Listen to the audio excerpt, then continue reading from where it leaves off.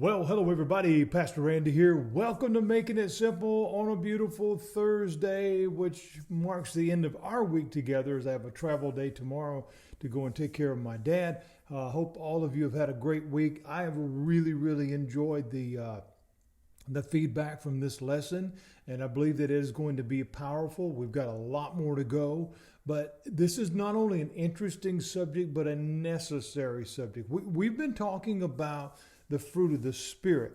We're calling this teaching series Picking the Vine. And as we begin to look at that in totality, as we begin to look at everything that's there, we find right from the get-go, right from the start, love.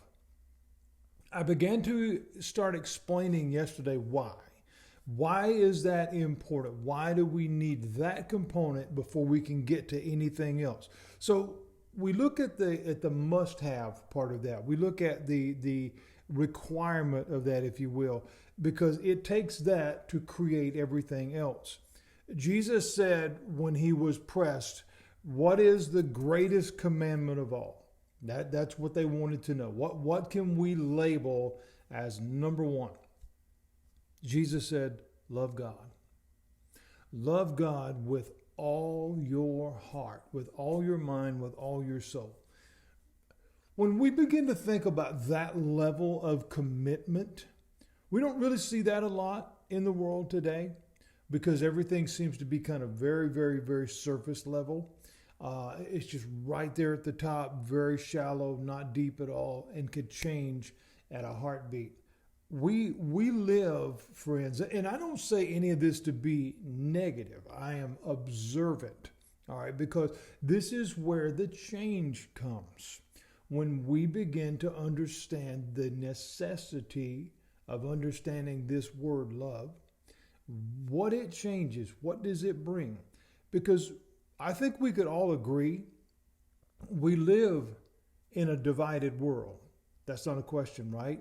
We're divided over everything, whether it's what sports team you like, whether it's politics, race, lifestyle choices, what color car you drive, what food you like. Everybody has some type of divisionary thing going on.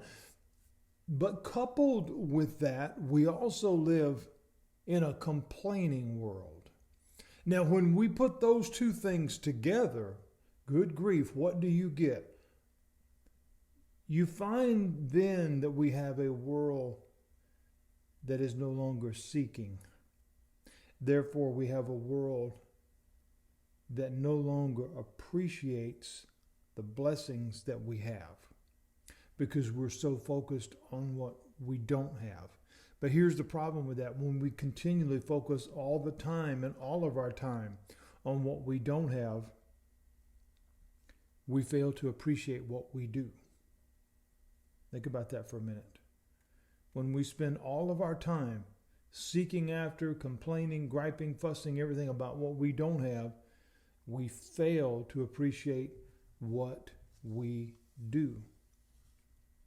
So one might ask, well, what do I have? Number one, and you need to hear this. I said this yesterday, and it is more than worth repeating. And again, I don't offer it as a blanket statement. I offer it as a foundational statement on which we can build on. Number one, God loves you. Think about that for a minute. God loves me. Say your name, wherever you are, whatever you're doing.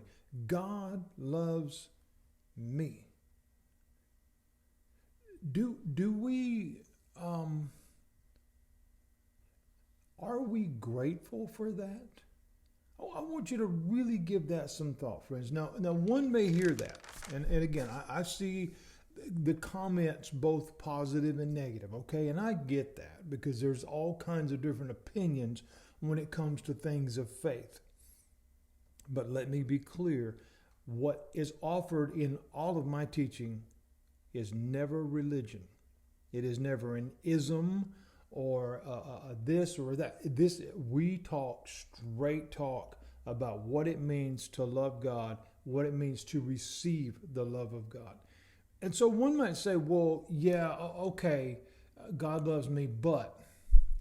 The but is where the problem comes. Let me explain.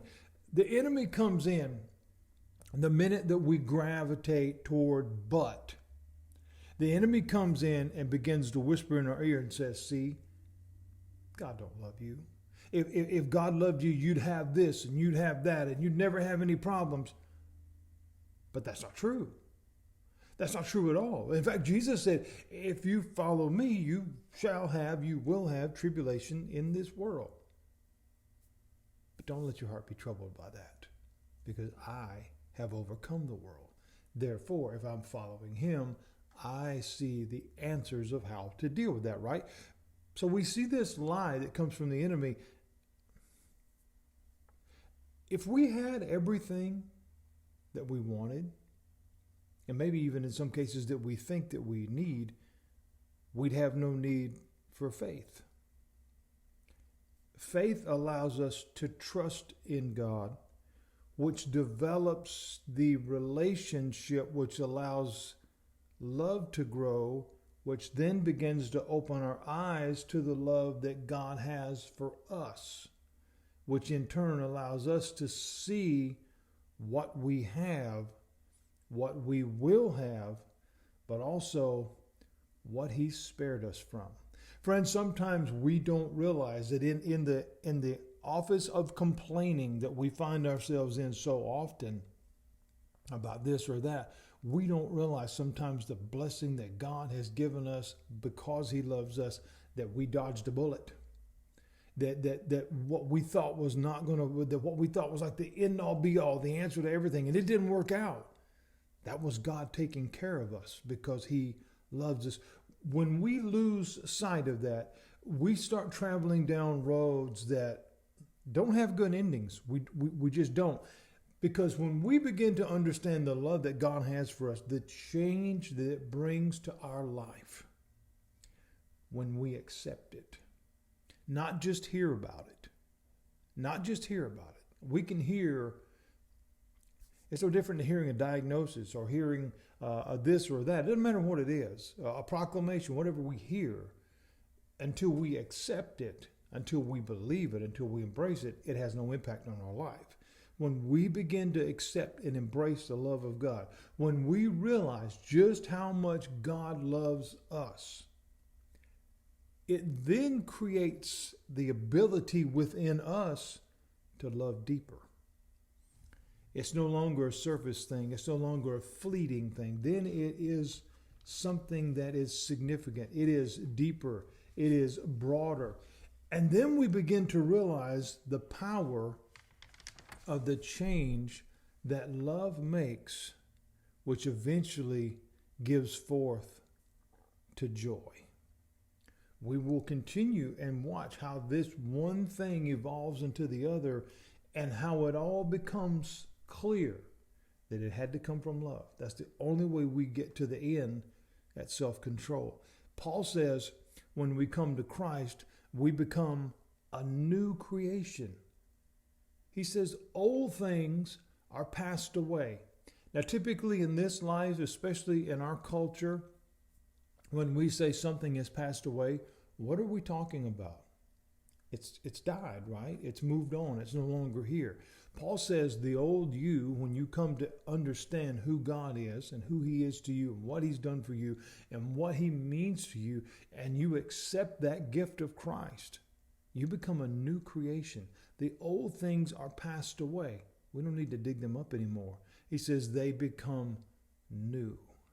We have a new outlook. We have a new ability. We have a new vision of everything. This is because God loves us. And when we begin to embrace that, when we stop and we take it personal and say, God loves me, that should cause a pause, friends. That should cause us to really, really think. When we move, and as I said earlier, I don't teach on religion at all. And when we remove ourselves from religion to relationship, we move the channel, we move the everything, we move the ball down the field, because then we're no longer looking at things from a distance. It's like a one-sided relationship. There's no affection in that. It doesn't work, right? A one-sided phone call. You're the only one doing the talking. When we move from religion, from that distant deity that we can never approach because we can't meet all the rules and regulations, and we can't meet all the this and the that, and we've listened to all of this stuff that's been pumped into our ear about how awful you are and how much God hates you, and none of that's true, friends. When we move from religion to relationship, it changes everything, because it is there we find love. It is there we find the first part of the fruit of the Spirit. So we ask these questions. How does this grow, Pastor? How do we maintain it? What happens when we don't? Can we leave or walk away?